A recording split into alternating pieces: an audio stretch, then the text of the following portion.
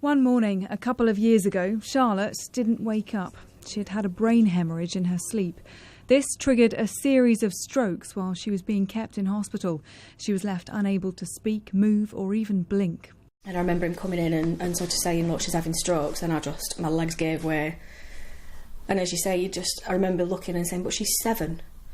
She's not, she's not a 60, 70-year-old smoker who just, sits and eats takeaways all the time. She's a 7-year-old girl. It might come as a surprise to hear that strokes are actually one of the UK's top 10 causes of child deaths.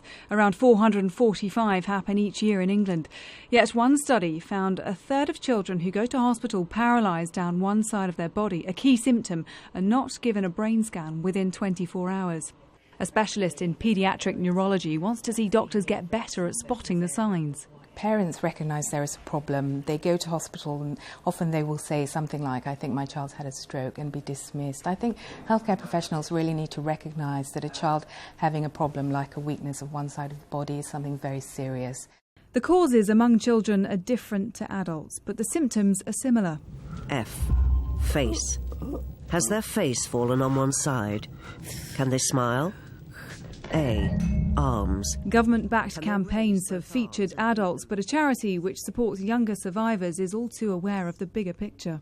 People do have their head in the clouds. They don't realise that younger people can have a stroke. And the interesting thing is that the impact on somebody who's younger is huge, particularly if you've got dreams and hopes of going into further education, university.